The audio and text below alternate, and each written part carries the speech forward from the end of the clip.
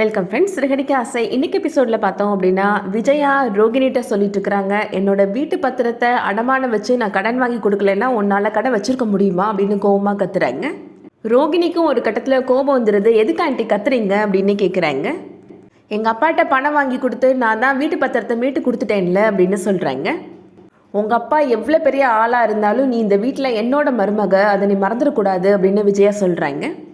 உனக்கு அந்த பணத்தை வாங்கி கொடுத்ததுனால இந்த வீட்டில் நான் எவ்வளோ அவமானப்பட்டிருக்கேன் அப்படின்னு சொல்கிறேங்க.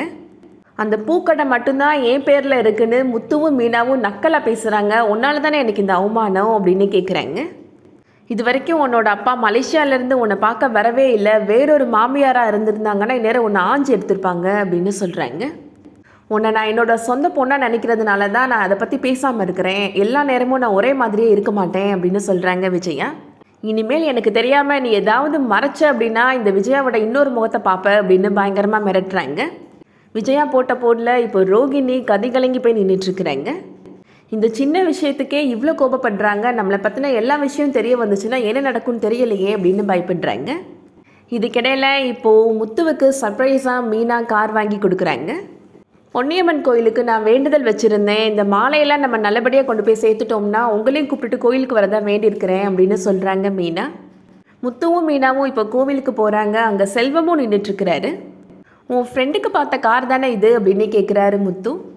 உன் ஃப்ரெண்டு எங்கே அப்படின்னு கேட்குறாரு முத்து. என் ஃப்ரெண்டு இங்கே தான் இருக்கிறான் அப்படின்னு சொல்கிறாரு செல்வம்.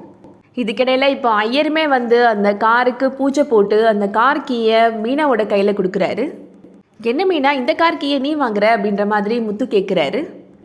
இது உங்கள் கார் தான் மாப்பிள்ள அப்படின்னு மீனாவோட அம்மா சொல்கிறாங்க. செல்வம் சொல்கிறாரு, மீனா தான் உனக்காக இந்த காரை வாங்கி கொடுத்துருக்குறாங்க அப்படின்னு சொல்கிறாரு. சீதா சொல்கிறாங்க, அதான் மாலை ஆர்டரில் காசு கிடச்சிச்சில்ல மாமா, அந்த காசை கொடுத்து அக்கா அந்த காரை உங்களுக்காக வாங்கி கொடுத்துருக்குறாங்க அப்படின்னு சொல்கிறாங்க.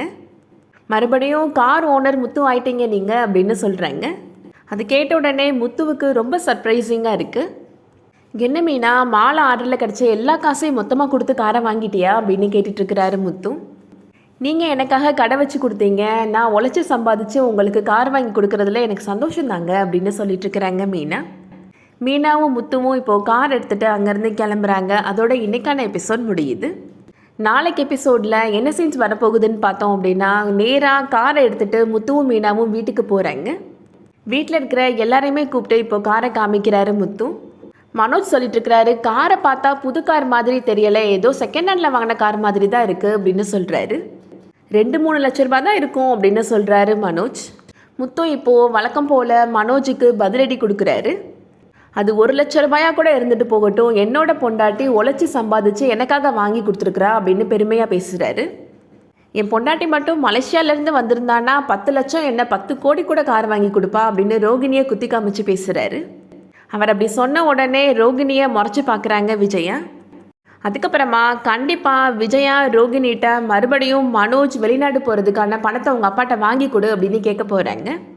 உங்கள் அப்பா தான் அவ்வளோ பெரிய கோடீஸ்வரர் ஆச்சு, ஒரு 15 லட்ச ரூபா கூட அவரால் கொடுக்க முடியாதா அப்படின்னு கேட்க போகிறாங்க. மனோஜுக்கு அவனுக்கு மனசுக்கு பிடிச்ச வேலை கிடச்சிருக்கு, கண்டிப்பாக அவன் கனடா போகணும்னு முடிவு பண்ணிட்டான், நீ அதுக்காக உங்கள் அப்பாட்ட இருந்து பணம் வாங்கி கொடுத்தே ஆகணும் அப்படின்னு முடிவாக சொல்ல போகிறாங்க விஜயா. ரோகிணி இருக்கிற பிரச்சனை பத்தாதுன்னு இன்னும் 15 லட்ச ரூபாய்க்கு என்ன பண்ண போகிறோம் அப்படின்னு முழிக்க போகிறாங்க. இந்த பிரச்சனையிலேருந்து ரோகிணி எப்படி மீண்டு வர போகிறாங்க, வெயிட் பண்ணி பார்க்கலாம். இந்த வீடியோ பிடிச்சிருந்துச்சுன்னா லைக் பண்ணிக்கோங்க. சீரியல் அப்டேட்ஸ்க்கு நம்ம சேனலை சப்ஸ்கிரைப் பண்ணிக்கோங்க. தேங்க்ஸ் ஃபார் வாட்சிங்.